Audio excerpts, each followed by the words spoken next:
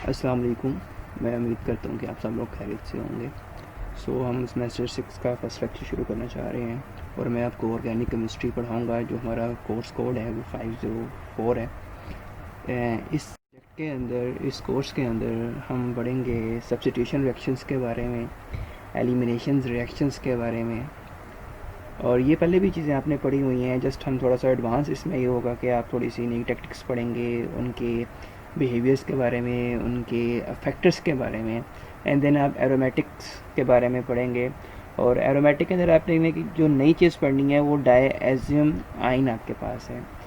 ये जो आपके पास आइन है ये मोस्टली यूज़ होता है जी आपकी डाइस फॉर्मेशन के अंदर, तो हम इसको डिटेल से स्टडी करेंगे आपके पास। एंड देन लास्ट पे हम कुछ ऐसे रिएक्शंस पढ़ेंगे जो बहुत से कॉमन हैं, जिनको जो नेम के हवाले से बड़े इंपॉर्टेंट आपके पास है। आज हम फर्स्ट लेक्चर स्टार्ट कर रहे हैं जी अपना न्यूक्लियोफिलिक सब्स्टिट्यूशन रिएक्शंस के ऊपर। मैं आपको स्टार्ट करते हैं जी। बिस्मिल्लाहिर्रहमानिर्रहीम।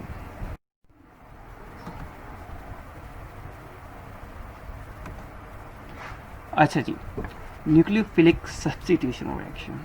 सब्स्टिट्यूट का मतलब क्या होता है कि जब कोई एक चीज़ आके किसी दूसरी चीज़ को नॉकआउट कर दे और उसके जगह पे बैठ जाए। जैसे कि आप भी क्लास में बैठे हुए हैं, एक बच्ची बाहर से आई है, उसने जी आपको उठा के और आपकी जगह पे वो बैठ गई है, मतलब उसने आपको क्या कर दिया है, सब्स्टिट्यूट कर दिया है।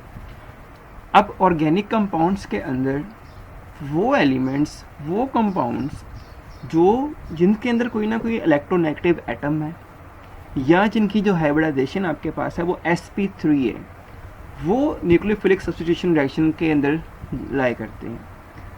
इसी कैटेगरी के अंदर एलिमिनेशन रिएक्शन भी आते हैं जो हम इसके बाद पढ़ेंगे। अब सब्स्टिट्यूशन रिएक्शन के अंदर होता है आपके पास क्या है कि the electronegative atom is replaced by another atom, कि एक कंपाउंड के अंदर जो इलेक्ट्रोनेगेटिव एटम होगा वो किसी बाहर से आने वाले जिसको हम रिएक्शन करवाएंगे खुद, उस एटम से वो क्या हो जाएगा, रिप्लेस हो जाएगा। एलिमिनेशन के अंदर क्या होता है, एलिमिनेशन का मतलब क्या कि बॉडी से बाहर ही निकाल देना। अब एलिमिनेशन के अंदर आपका जो इलेक्ट्रोनेगेटिव एटम होगा वो, और जिस कार्बन से वो जुड़ा होगा उसके साथ जो हाइड्रोजन होगा, और वो इलेक्ट्रोनेगेटिव एलिमेंट और हाइड्रोजन दोनों के दोनों ही सिनेरियो से बाहर हो जाएंगे, जिसे हम एलिमिनेशन कहते हैं आपके पास। और जी किसी भी ऑर्गेनिक कंपाउंड के अंदर जो चीज़ अपनी जगह छोड़ देती है उसको हम कहते हैं लिविंग ग्रुप कहते हैं। अब ये लिविंग ग्रुप का पढ़ना हमारे लिए बहुत ज़रूरी इस वजह से है कि हमारे जो फैक्टर्स हैं वो बड़े इसके ऊपर डिपेंड करते हैं, लिविंग ग्रुप के ऊपर। आपके पास लास्ट पे जी एक सिंपल सी इन्होंने एग्जाम्पल दी हुई है आपके पास कि जी हमारे पास एक ऑर्गेनिक कंपाउंड था, एक हमारे पास जी न्यूक्लियोफाइल था जो इसके ऊपर अटैक कर रहा है। अब जब वो उसके ऊपर अटैक कर रहा है, अटैक करने से क्या किया, उसने एक्स को निकाल दिया। एक्स निकल गया मतलब वो उसने क्या कर दिया, उसको सब्स्टिट्यूट कर दिया, उसकी जगह पे लग गया। अब दूसरी जगह पे क्या कर रहा है कि वो जो न्यूक्लियोफाइल आपके पास है वो एक्स को निकाल तो रहा है, साथ ही साथ उसने साथ वाले कार्बन के अंदर से उसने हाइड्रोजन भी निकाल दिया। अब उसने इसको एलिमिनेट कर दिया है, एलिमिनेट करने के बाद खुद भी निकल गया है। ये नहीं कि खुद भी अटैच हो गया, देखें एक्स खुद भी निकल गया है। इस तरह से उसने इसको एलिमिनेट कर दिया है। तो जी ये जो आपके पास रिएक्शन, ये सीरीज हमने पढ़नी है अभी आपके पास, ठीक है। ओके जी, नेक्स्ट हमारे पास है जी न्यूक्लियोफाइल्स। बड़े ज़रूरी, बिकॉज अभी हमने पीछे इसको पढ़ा है न्यूक्लियोफाइल को। न्यूक्लियोफाइल होता क्या है, अगर इसका लैटिन मीनिंग देखें, फाइल का मतलब होता है पुअर, किसी चीज़ के अंदर कम होना, गरीब होना। अब न्यूक्लियस क्या होता है जी, पॉजिटिवली चार्ज होता है। तो भाई ऐसी स्पीशीज जो पॉजिटिव चार्ज के अंदर क्या होगी, पुअर होगी, उसको हम कहेंगे न्यूक्लियोफाइल कहेंगे। अगर कोई चीज़ पॉजिटिव चार्ज के अंदर पुअर है देन डेफिनेटली वो नेगेटिव चार्ज के अंदर क्या होगी, रिच होगी आपके पास, ठीक है। तो जो चीज़ नेगेटिव चार्ज के अंदर रिच है वो जाहिर बात है वो पॉजिटिव चार्ज को अटैक करना पसंद करेगी। तो हम ये कहते हैं कि न्यूक्लियोफाइल का मतलब क्या है, it is a nucleus loving. वो किसको लव करता है, वो न्यूक्लियस को लव कर रहा होता है आपके पास, तो उसको चाहिए होता है न्यूक्लियस। अब क्या होता है जी, क्यों चाहिए होता है, क्योंकि उसने अपने आप को सेटिस्फाई करना होता है, अपने चार्ज को न्यूट्रलाइज करना होता है आपके पास। तो जितने ज़्यादा आपके पास इलेक्ट्रॉन होंगे उतना ज़्यादा न्यूक्लियोफिलिक सिस्टम बनेगा आपके पास। अब न्यूक्लियोफाइल्स नेगेटिव अनाइंस भी हो सकते हैं आपके पास। न्यूक्लियोफाइल्स आपके पास वो कंपाउंड हो सकते हैं जहाँ पे इलेक्ट्रॉन की डेंसिटी ज़्यादा है, मतलब डबल बॉन्ड हो गया, ट्रिपल बॉन्ड हो गया। इन सब के अंदर भी ये सब का सब जो सिस्टम बनेगा, ये भी कौन सा बनेगा, न्यूक्लियोफिलिक सिस्टम बनेगा। अभी मैंने कुछ यहाँ पे एग्जांपल्स मेंशन किए हैं आप लोगों के लिए, जैसे जी कुछ न्यूट्रल न्यूक्लियोफाइल्स बताए हैं। वाटर H2O, ऑक्सीजन के ऊपर क्या होते हैं, लोन पेयर, मतलब इलेक्ट्रॉन रिच है, तो ये न्यूक्लियोफाइल बन गया। इस तरह हमारे पास NH3 आ गया, अमोनिया, ठीक है। इस तरह हमारे पास अल्काइल अमाइंस आपके पास आ गया। अगेन हमारे पास ये अल्कोहल आ गया, अगेन उसके अंदर आपके पास क्या है जी, ऑक्सीजन है, आपके पास इलेक्ट्रॉन रिच है, तो वो बिहेव करेगा न्यूक्लियोफाइल के तौर पे। अच्छा, अब कुछ है चार्ज्ड, मतलब नेगेटिव अनायन की, जैसे मैंने पहले बात की, RO नेगेटिव, ऑक्सीजन के ऊपर लोन पेयर भी है, नेगेटिव चार्ज भी है, तो ज़्यादा न्यूक्लियोफाइल हो गया। इस तरह NH2 है, आयोडीन है, फ्लोरीन है, साइनाइड है, तो these are all example of the charge nucleophile. Nucleophile ने बेटा अटैक करना है ऑर्गेनिक कंपाउंड के ऊपर, तो डेट्स वे हमें पता होना चाहिए न्यूक्लियोफाइल है क्या। अगर हमें पता होगा न्यूक्लियोफाइल है क्या, हमें उसकी स्ट्रेंथ के बारे में पता होगा। जब हम उसकी स्ट्रेंथ के बारे में फाइंड कर लेंगे, तब हम ये बता सकते हैं कि रिएक्शन का रेट ज़्यादा होगा, रिएक्शन का रेट कम होगा। तो डेट्स ओके। नेक्स्ट हमारे पास फैक्टर्स हैं कि कैसे, मतलब न्यूक्लियोफिलिसिटी को हम डिस्क्राइब कर सकते हैं कि वो ज़्यादा है कि वो कम आपके पास है। न्यूक्लियोफिलिसिटी के अंदर एक बात ये याद रखनी है कि भी इलेक्ट्रॉन ज़्यादा होने चाहिए ताकि वो पॉजिटिव के ऊपर वो अटैक कर सके। अगर वो इलेक्ट्रोनेगेटिव बन गया, अगर इलेक्ट्रोनेगेटिव बनने का मतलब क्या, वो इलेक्ट्रॉन अट्रैक्ट करेगा, तो अगर वो इलेक्ट्रॉन अट्रैक्ट करेगा वो तो फिर अटैक नहीं कर सकता ना पॉजिटिव चार्ज के ऊपर। तो हमने ये बोलना है कि जो हमारी इलेक्ट्रोनेगेटिविटी आपके पास है वो पीरियोडिक टेबल के अंदर लेफ्ट टू राइट इंक्रीज होती है। जैसे हमने ये मैंने सीरीज शो करवाई है आपको, कार्बन की, नाइट्रोजन की, ऑक्सीजन की, फ्लोरीन की। कार्बन की इलेक्ट्रोनेगेटिविटी सबसे कम है, नाइट्रोजन की ज़्यादा इलेक्ट्रोनेगेटिविटी है, ऑक्सीजन की उससे ज़्यादा है, फ्लोरीन की सबसे ज़्यादा इलेक्ट्रोनेगेटिविटी फ्लोरीन की होती है। तो डेट्स वाई जो कार्बन आपके पास आ गया वो ज़्यादा न्यूक्लियोफाइल होगा, ठीक है, फिर नाइट्रोजन, फिर ऑक्सीजन, एंड सबसे लास्ट पे जो सबसे कम न्यूक्लियोफाइल होगा वो आपके पास कौन सा होगा, फ्लोरीन।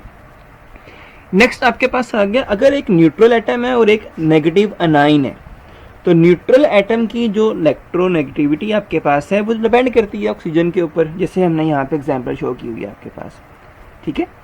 मगर हमारे साथ OH नेगेटिव है, एनाइन है, मतलब एक्स्ट्रा इलेक्ट्रॉन है, ज़्यादा चांसेस हैं पॉजिटिव पे अटैक करने के। तो जितने आपके पास नेगेटिव अनाइंस होते हैं वो स्ट्रॉन्गर न्यूक्लियोफाइल होते हैं, और जो न्यूट्रल एटम होते हैं या न्यूट्रल कंपाउंड होते हैं आपके पास वो कम न्यूक्लियोफाइल होते हैं आपके पास, ठीक है जी। अगर ग्रुप की बात करें तो ग्रुप में टॉप से बॉटम साइज बढ़ता है। साइज बढ़ने का मतलब क्या, चार्ज डिस्ट्रीब्यूट होना, पोलराइज होना। जितना साइज बड़ा होगा उतना न्यूक्लियस से इलेक्ट्रॉन दूर होगा, जितना इलेक्ट्रॉन फ्री रह सकता है, जितना उसके ऊपर न्यूक्लियस की कह लें अट्रैक्शन कम होगी, उतना वो इलेक्ट्रॉन किसी और न्यूक्लियस पे जाके अट्रैक्ट कर या उसके ऊपर जाके वो अटैक कर सकता है। तो हमने जो यहाँ पे सीरीज दिखाई है मैंने आपको, उसके अंदर मैंने iodine, bromine, chlorine and fluorine के बारे में बताया है। तो जो आयोडीन आपके पास है वेरी लार्जर इन साइज बहुत बड़ा है, डेट्स वाई भी वो सबसे ज़्यादा न्यूक्लियोफाइल आपके पास है। इस तरह ब्रोमीन, देन सबसे कम क्लोरीन और सबसे कम फिर फ्लोरीन। कुछ मैंने एग्जांपल शो करवाएंगे जो वेरी गुड न्यूक्लियोफाइल की, इन केस अगर आपको MCQs आते हैं तो ये उसमें आपको बड़ा सपोर्ट करेगा कि iodine negative, HS negative and आपके पास RS नेगेटिव। सल्फर के जो कंपाउंड्स आपके पास हैं, जो आयन आपके पास आयोडीन के कंपाउंड्स आपके पास हैं विद नेगेटिव चार्ज, ठीक है, वो अच्छे न्यूक्लियोफाइल हैं। इस तरह फिर ब्रोमीन है, OH नेगेटिव है, RO नेगेटिव है, NC नेगेटिव है, N3 नेगेटिव है, ये अनाइंस हैं। वो सब के सब जो अनाइंस आपके पास हैं these are the good.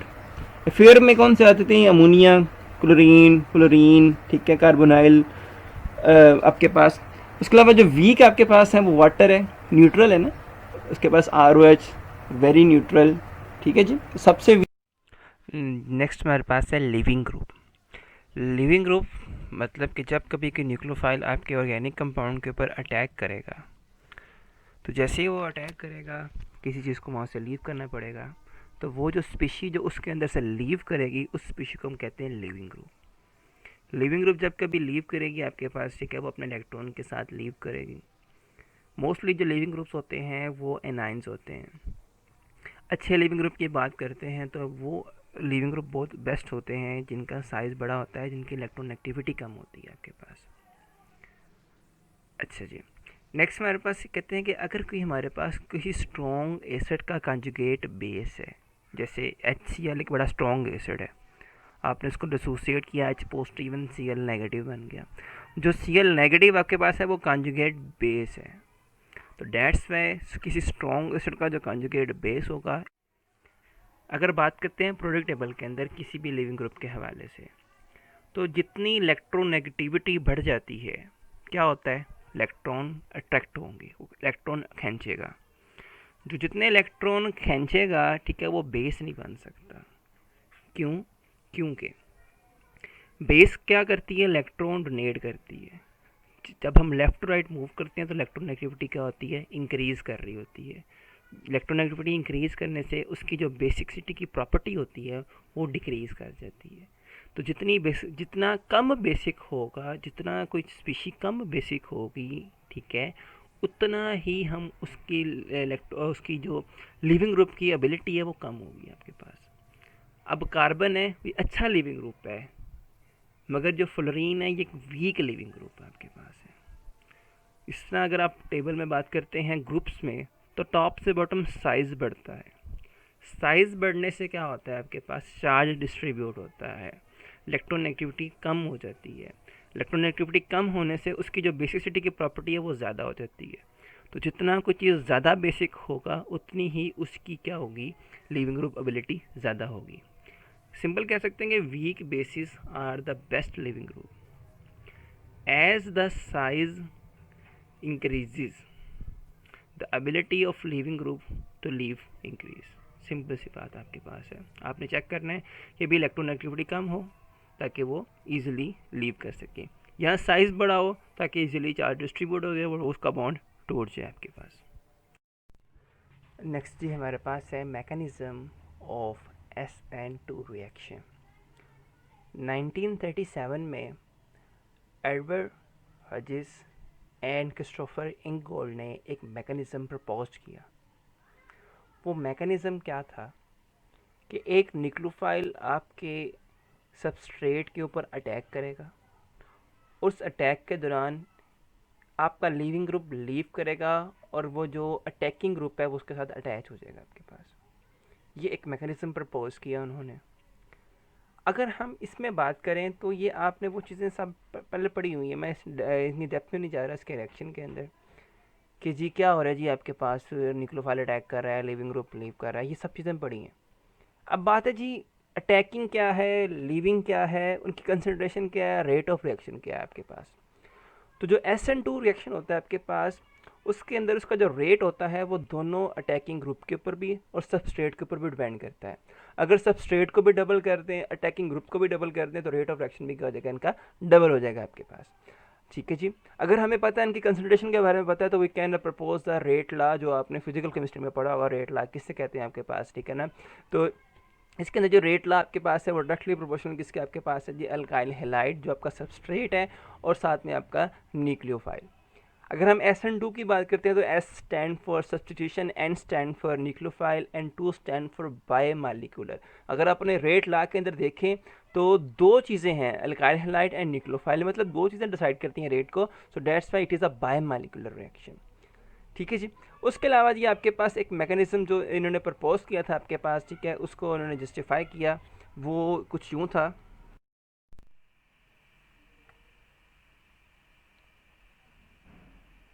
Okay जी, अब हमारे पास है मैकेनिज्म। मैकेनिज्म में क्या है जी, आपका न्यूक्लियोफाइल अटैक कर रहा है, ये न्यूक्लियोफाइल शो किया हुआ है उन्होंने, ये देखें, ठीक है। ये जी आपका सबस्ट्रेट है, आपका न्यूक्लियोफाइल अटैक कर रहा है इसके ऊपर, ठीक है। यहाँ से क्या हो रहा है जी, Br का बॉन्ड टूट रहा है और Br सेपरेट हो रहा है आपके पास, और OH के साथ क्या कर रहा है, अटैच हो रहा है आपके पास। अगर आप इसका एक मैकेनिज्म देखें जो आपके पास हजिस एंड इनगोल्ड ने प्रपोज किया था, उन्होंने ये कहा था कि जब कभी कोई न्यूक्लियोफाइल अटैक कर रहा होता है आपके सबस्ट्रेट के ऊपर, ठीक है, तो क्या हो रहा होता है, एक तरफ से बॉन्डिंग बनना शुरू होती है जैसे ये दिखाया हुआ है यहाँ पे, और एक तरफ से बॉन्डिंग टूटना शुरू हो जाती है आपके पास। कहते हैं ये जो स्टेट बनती है इसे हम कहते हैं ट्रांजिशन स्टेट या हाईली अनस्टेबल स्टेट। तो जो बहुत ही नैनो सेकंड्स के लिए होती है, जो फ़ौरन से टूटती है और टूटने के बाद हमारे पास एक कंपाउंड बन जाता है, ठीक है, जिसके अंदर आपका न्यूक्लियोफाइल अटैच हो गया और आपका जो लिविंग ग्रुप है वो लीव कर गया आपके पास। क्लियर होगी बात। अब कहते हैं जी न्यूक्लियोफाइल ने अटैक करना है इस सेंटर वाले पॉइंट के ऊपर। जितना ये वाला जो एरिया आपके पास है फ्रीली अवेलेबल होगा उतना ये इजीली अटैक कर सकता है। तो हम एक स्टेरिक इफेक्ट पढ़ते हैं। स्टेरिक इफेक्ट कहते हैं हिंड्रेंस को। अगर यहाँ पे हिंड्रेंस ज़्यादा हो, अभी तो यहाँ पे सिंपल एच लगे हुए हैं ना, ये एच, यहाँ पे भी कार्बन होता, यहाँ पे भी कार्बन होता, यहाँ पे भी कार्बन होता, तो वहाँ पे स्टेरिक हिंड्रेंस बढ़ जानी थी। अब न्यूक्लियोफाइल को अटैक करने के लिए कोई जगह नहीं मिलनी थी आपके पास। तो डेट्स वाई क्या होता है जी, आपके पास जितना स्टेरिक हिंड्रेंस ज़्यादा होगा OH अटैक नहीं कर सकता। जब OH अटैक नहीं कर सकता आपके पास तो आपको ओके। अब नेक्स्ट क्या है जी, व्हेन द ट्रांजिशन स्टेट, जब कभी कोई ट्रांजिशन स्टेट बनती है तो आपकी जो हाइब्रिडाइजेशन है वो sp3 से sp2 के अंदर कन्वर्ट हो जाती है। ये बात मैंने पोस्ट स्टार्टिंग में बताई थी कि वैसे ऑर्गेनिक कंपाउंड जो sp3 को फॉलो करते हैं उनके अंदर सब्स्टिट्यूशन होती है आपके पास। तो जो हमारे पास ये वाला कंपाउंड है ये sp3 को फॉलो कर रहा है। sp3 में 4 ऑर्बिटल आते हैं, एक s का 3 p का, ठीक है जी। हाइड्रोजन हाइड्रोजन हाइड्रोजन और ब्रोमीन 4 लगे हुए हैं आपके पास। जब कभी OH इसके ऊपर अटैक करेगा, अब कार्बन 5 तो बना नहीं सकता, कार्बन के एबिलिटी 4 बॉन्ड बनाने की, वो 5 तो बना ही नहीं सकता आपके पास, ठीक है। तो वो अपने इस बॉन्ड को तोड़ता है। जब अपने इस बॉन्ड को तोड़ता आपके पास है तो उसकी जो हाइब्रिडाइजेशन की स्टेट आपके पास है वो sp3 से sp2 के अंदर आ जाती है। नेक्स्ट स्टेप में क्या होता है जी, OH नेगेटिव फिर इसके ऊपर अटैक करते हैं, ठीक है। तो वो जो ऑर्बिटल यहाँ से टूटा था वो यहाँ पे डेवलप हो जाता है आपके पास। तो इस तरह यहाँ पे sp3 था, sp2 बना, अगेन sp3 बन गया। तो हाइब्रिडाइजेशन यूं चेंज होती है आपके पास।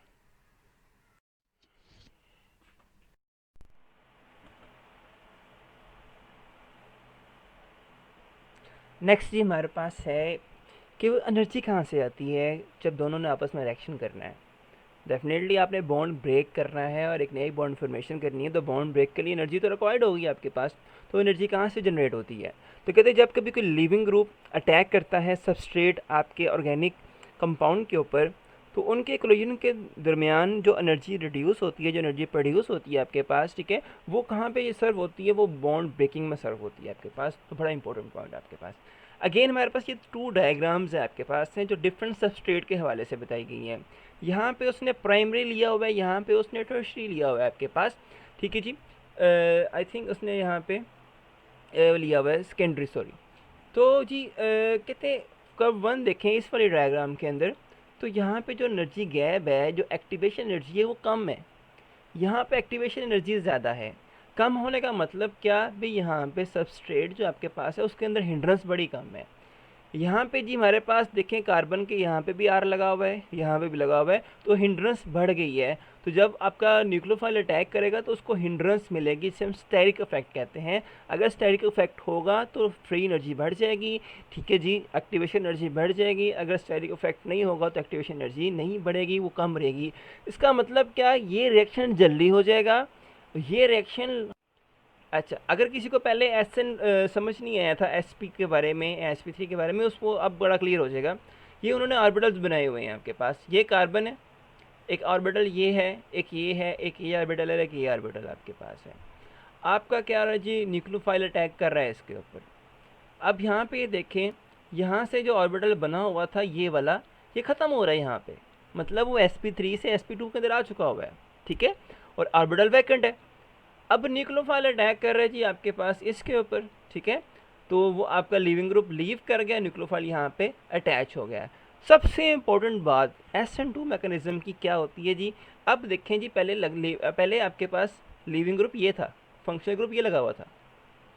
अब फंक्शनल ग्रुप लगा हुआ है इस तरफ वाली साइड के ऊपर, पहले वो राइट साइड पे था, अब वो लेफ्ट साइड के ऊपर आ गया है। इसका मतलब क्या कि जब कभी आप SN की बात करेंगे तो उसके अंदर इन्वर्जन प्रोड्यूस होगी। इन्वर्जन को जिसने जस्टिफाई किया था उसका नाम था पॉल वाल्डन। तो पॉल वाल्डन ने फर्स्ट टाइम हमें ये बताया था कि जब कभी SN2 मैकेनिज्म आप रिएक्शन करवा रहे होंगे तो उसके अंदर इन्वर्जन ऑफ कन्फिग्रेशन, मतलब कि ऑपोजिट साइड पे आपका फंक्शनल ग्रुप अटैच होगा, ठीक है, इसे हम इन्वर्जन कह रहे होते हैं आपके पास। लास्ट पे आ गया जी, the rate of an reaction depends not only the number of the alkyl group attach, it also go the nucleophile attack is also depend upon the size, it also depend upon the temperature, it also depend upon the solvent। तो ये सारे factors हैं जो इसको affect करते हैं, वो next lecture में आपके साथ इंशाल्लाह मैं शेयर करूँगा। तो अभी आप मेरा सब लेक्चर्स को लें, इनको देखें, कोई बात समझ नहीं आती है मुझसे पूछ सकते हैं, यू कैन क्वेश्चन मी, मैं आपको इसके नोट्स भी प्रोवाइड कर दूँगा। अगर पहले मेरा ये है कि मैं आपको ये टॉपिक ख़त्म करवा दूँ, फिर एंड पे सारे नोट्स आपको दे दूँगा इकट्ठे एकदम से ना, ताकि आपको ये समझ आ सके अच्छी तरीके से। तो मैं आपका वेट करूँगा आपके रिस्पॉन्स का। ओके जी, अल्लाह हाफिज़।